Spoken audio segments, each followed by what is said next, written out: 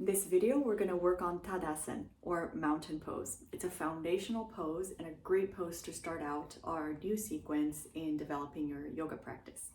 So I'm going to show you how to work with the feet and how to work with the shoulders. And then I'll show you the supine version or the laying down version called Supta Tadasana.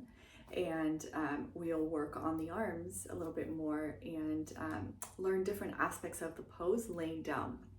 So here we go. So Tadasana, I can do it a few different ways. So what I want to do is I want to first pay attention to the feet.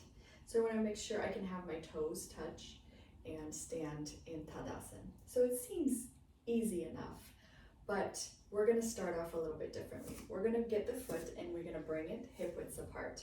And we're going to look down at the feet and we're just going to collect information for now. So we're going to look at the feet and we're going to say, okay, we remember the bottom of your foot here. You have these 2 points underneath the soft parts of your toes, the pinky toe and the big toe, and then you have these 2 points here at the edge of your heel. So you want to balance your weight evenly on those 4 points. And also I want to notice the placement of my feet. So I want to make sure that I don't have a foot in front of the other, that they're lined up in the same plane and in the same width as my hips. So I spread the toes open if I can, or as much as I can, and then I start distributing the weight on the 4 points of my foot. And I notice if there's a tendency for me to roll in the ankle or to roll out. So if I tend to hold the weight on the balls, on those points under the ball of the big toe, I might notice that that could cause some knee pain, and from that some hip pain and some imbalance in the body. So being aware of the distribution of that weight in your foot is very important. So in Tadasana, you can sit, you can stand, and you would release the pressure in the eyes, the ears, the throat. If you watch the video on lifting the chest, I will link it onto this video. You can press the feet against the floor, use the energy that comes back up from that. Activate the legs, lift the kneecaps. You can feel this lift of the chest, and then you can start balancing your weight and distributing the weight onto those 4 points of the foot. So you might feel like you're leaning back. Sometimes we have a tendency of leaning forward when we stand. So you discover all these things in Tadasana, and then you learn how to energize the feet and bring that up into the body. And you can apply this to every single other one of your poses, making the other poses, using the benefits that you would learn from Tadasana. Okay, so that's the foot, all right? Then when I stand in Tadasana, I notice, okay, I'm standing here and I'm standing straight. So and sometimes to lift the chest, we have a tendency of bringing the floating ribs forward. So we bring the floating ribs forward, and that's not what we would want. We would want to bring the floating ribs back. The skin of the back comes back down towards the sacrum. The skin of the front lifts.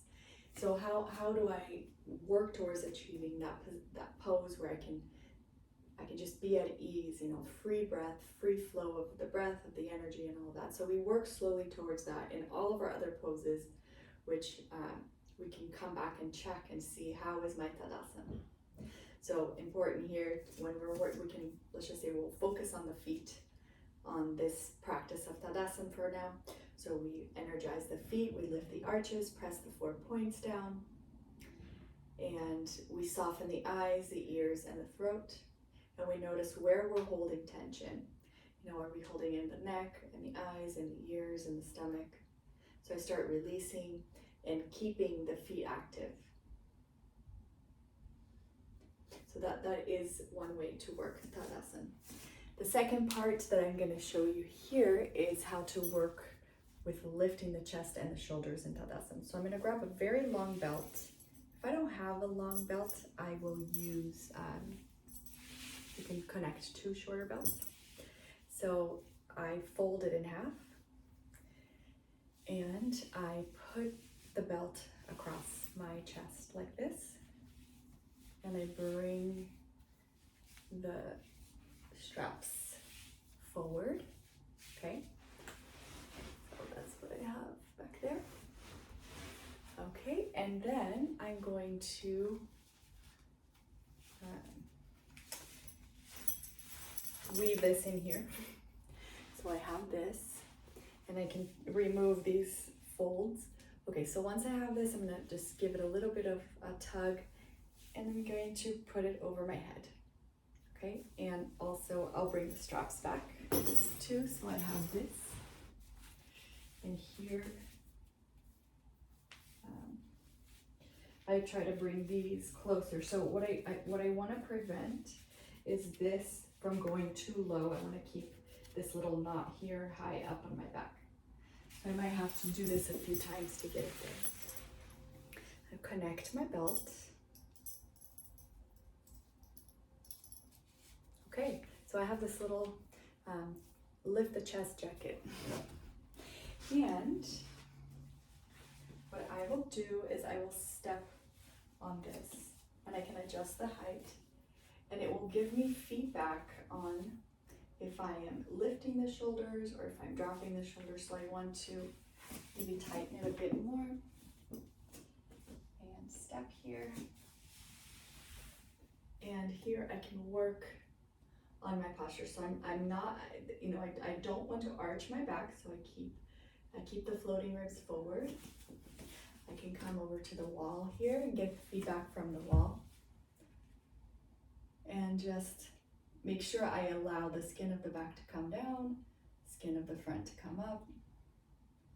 And I lift the chest, and I have feedback to see what am I doing with my shoulders, and am I having them, too far forward or not. So this is a really great way to do it. All right, so I can work on the upper chest, and then I remove the belt when I do it a few times. You might need some help. Okay. And then you try to recreate the sensation that you got from the belt. You try to do it without the belt. So you spread the toes, place the feet so that they are in the same plane. Energize the legs, which means if you were to make a fist like this, but with the legs, so the muscles are active, kneecaps are up, you start distributing the weight in the feet, and then you remember the sensation of the belt, and you recreate that on your own. And while you do that, you'll see the tension will build in the eyes, ears, throat. So you release, you just breathe and release the tension in the eyes, the ears, and the throat. And then you start releasing the abdomen. And that is a great way to get started with Tadasana. The really wonderful thing about Tadasana is when you have your practice and you have the poses that you're going to do for that day. So if you're going to do 3 or 4 poses, you add Tadasana in between each of the poses. So what that would look like is you may do, a Trikonasana pose, and you stay in the pose as long as you would stay. You come out, and you would stand in Tadasana and repeat the steps that we went over. So spread the toes, distribute the weight on the feet, lift the chest, release eyes, ears, throat. Do 2 or 3 breaths here, and then go on to your second side of your next pose, whatever pose you choose. And when you come out of the pose, back to Tadasana. So you practice those steps one more time. Spread the toes, put the 4 points of the feet into the ground, and lift the arches, energize the legs. Soften eyes, ears, throat. Then remember the sensation of the belt, and lift the chest without poking the floating ribs forward. And of course, release eyes, ears, throat, abdomen.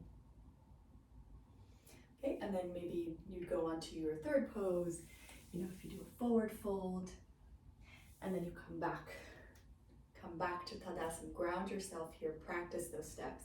And then slowly, when you are doing a different pose other than Tadasana, you can bring that quality of really engaging the foot in the ground, pressing the 4 points, bringing the energy up into the pose. So you learn it in Tadasana, you do your pose, and then you repeat it in Tadasana so that it really starts becoming part of your natural way of working. So I hope you liked this pose, and see you in the next video.